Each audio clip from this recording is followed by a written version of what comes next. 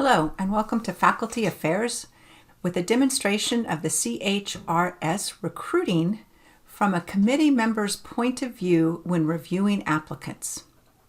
So first off, getting into CHRS recruiting from the My Fresno State Home menu. As you can see, my recruiting is up at the top. Yours might be someplace different. Once you get into the CHRS recruiting, you're going to go into Page Up Manage Recruitment. Today, we're going to be demonstrating a testing environment. So we're not going to be actually going into the real data. So anything I'm showing you is from a testing database. And from this testing database, I get to be able to show you what it looks like from the faculty member's point of view. So today, I'm going to show you what it looks like from one of the committee members trying to review applicants for a search that's opened. When you log in, you will get to your dashboard. Whenever you need to return to your dashboard, you can click the Fresno State up in the upper left-hand corner and it will turn you to your dashboard. This individual has one search committee right now where one job is requiring review. If I click on this, will bring up any searches that I have available. Again, there's only one for this individual, and I can say View Applicants. I have only established 2 applicants for this search at this time. There could be more. When you have your applicant list over here on the left-hand side, you can select them all, and you can do what they call a bulk compile. From this bulk compile, you could select that you want the application form and the CV to compile and send you an email. I'm going to hit Create PDF, and it will create a PDF of every applicant. If you had 50 applicants, this would be for 50 applicants. You could also elect to include their cover letter, their diversity statement, anything else that you've asked for on the application. In this case, I've only asked for the CV. Once it's compiled, it'll give you an option, and it's not compiling in the testing database, give you an option to send it. So I could send it to myself and I will get the email, or I can open up the document right now. So if I open up this document, I can review the applicants.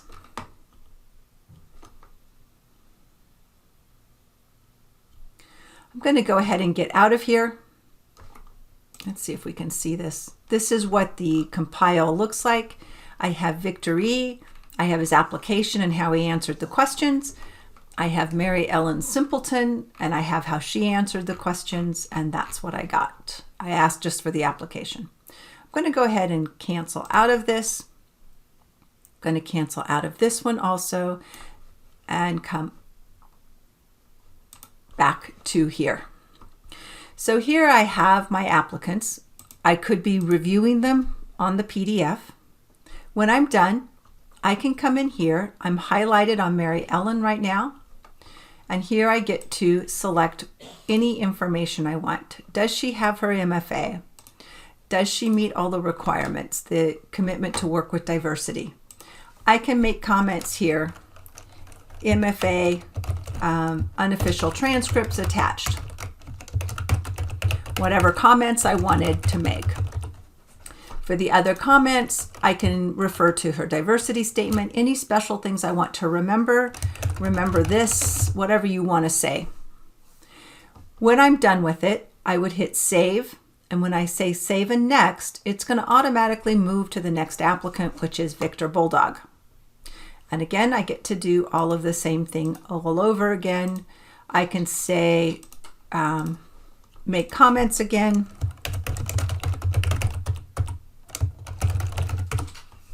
If I hit save and previous, it's going to go back to Mary Ellen. Normally it would just go down the list. So you can see it will even track which ones you've reviewed. And when you're finished, you can close. Once you close it, you'll be back to the dashboard, or back to here. I can go back to the dashboard by clicking there. These job panels are still available to you to be able to edit.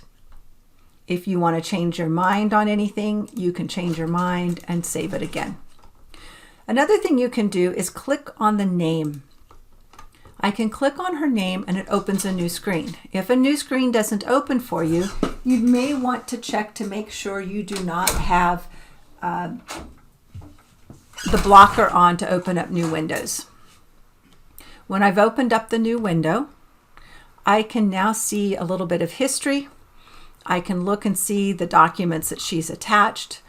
I can look and see her resume at a glance.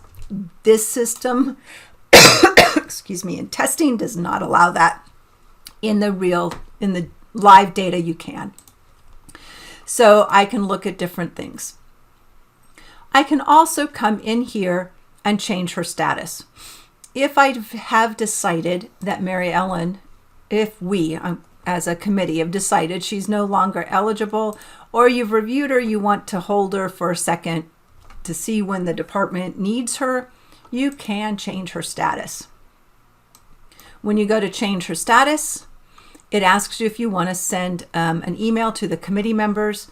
It also asks you if you want to send something to the candidate. This is going to be optional, and you can do what if you wish. You might want to send her an email saying at this time we have no courses available, but we would like to consider you again if something comes available in the spring semester. And you can send that email out. If you don't want to send anything to the rest of the committees, just say no, and you can move her to what they call a new status. When she's in the new status, you'll still be able to see her. She won't, I'm going to say no, I don't want to send emails. She has a new status now, but she's still under review, has not been interviewed or anything else. So now that's how you look at these people. I'm going to close this up. So committee members can see applicants. They rate them. The ratings that we have there for you to do are straight out of the vacancy announcement. And once you're done with all of that, I'm going to come back to here. Again, this is a testing database. These are real faculty, but this is not a real search. These are just for testing. Holly happens to be the search chair on this committee. When she comes into the review panel, she can review the applicants as a committee member. She will get the same applicants. Notice that Mary Ellen is moved because we have changed her. And we can put comments in here. We'll go ahead and do this also.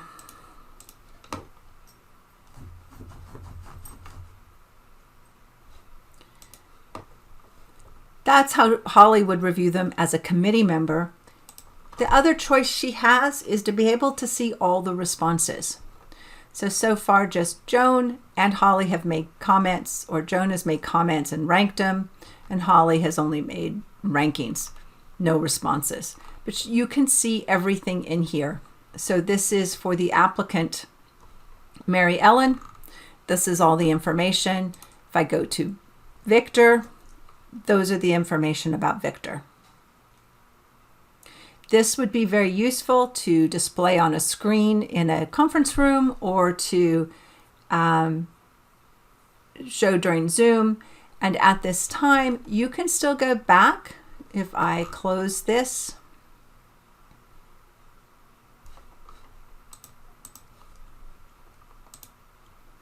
Holly can still go back.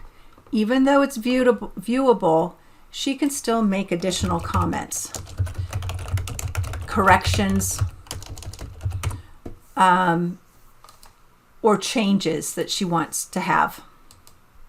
Sorry. Once she's done, if I go back, you'll see that she has additional comments now for Victor E.